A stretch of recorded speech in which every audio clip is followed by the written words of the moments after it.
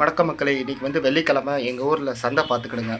So இன்றைக்கி சந்தையில் போய் என்னென்ன வாங்கிட்டு வந்தேன் அப்படின்றத உங்கள்கிட்ட காமிக்கிறேன். அட் த சேம் டைம் எந்தெந்த காய்கறிகளை எப்படி செக் பண்ணி வாங்குறது அப்படின்றதையும் உங்களுக்கு நான் சொல்லி காமிக்கிறேன். வாங்க பார்க்கலாம்.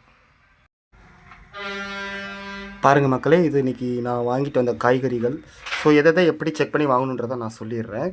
ஸோ இது வந்து தக்காளி நல்லா கடிஞ்ச பழமாக வாங்கினா ஒரு வாரத்துக்கு நல்லா நீடிக்கும். 1 கிலோ வாங்கிட்டு வந்தேன். அடுத்து பார்த்திங்கன்னா கொஞ்சம் நவதானியங்கள், கொஞ்சம் பருப்புகள்லாம் வாங்கிட்டு வந்தேன். பாசிப்பயிறு, சுண்டல், சீரகம், அப்புறம் பட்டை சோம்பு இதெல்லாம் வாங்கிட்டு வந்தேன். அப்புறம் வெங்காயம் பார்த்துக்கிடுங்க. வெங்காயம், சின்ன வெங்காயம் கொஞ்சம் 30 ரூபா, விலை கொஞ்சம் நல்லா இருந்துச்சு, வாங்கிட்டு வந்தேன். அடுத்தது பார்த்திங்கன்னா வெண்டைக்காய் எப்படி வாங்கணும் அப்படின்னு சொல்லி சொன்னால், இந்த நுனி பகுதியை கொஞ்சம் உடச்சி பார்த்து வாங்கணும். சப்போஸ் அது உடச்சிருந்துச்சி அப்படின்னா கொஞ்ச நாளில் சீக்கிரம் அழிஞ்சு போயிடும். ஸோ உடச்சி பார்க்குறம்போது நல்லா உடைக்காமல் இருந்துச்சுன்னா அதை வாங்கிட்டு வாங்க, ரொம்ப நாளைக்கு நல்லா நீடிச்சிருக்கும்.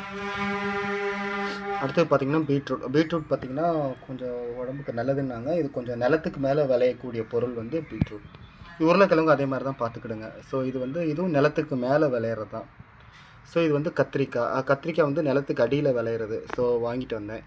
அடுத்து பீன்ஸ், அப்புறம் இந்த காம்போ பார்த்திங்கன்னா இது கொருவேப்பிலை, அப்புறம் வந்து இது கத்தமல்லி, இது புதினா. ஸோ இந்த காம்போ வாங்கிட்டு வந்தேன், 10 ரூபான்னு சொன்னாங்க. அடுத்தது வந்து பார்த்திங்கன்னா வாழைப்பூ 1 10 ரூபான்னு சொன்னாங்க, 2 வாங்கிட்டு வந்தேன்.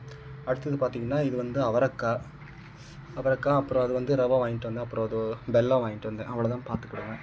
அப்புறம் நாளைக்கு வந்து இட்லி ஊற்றுறனால அங்கே பொட்டுக்கடலை வாங்கிட்டு வந்து வச்சுருக்கேன், தனியாக தீவில் இருக்கிற மாதிரி இருக்கும்.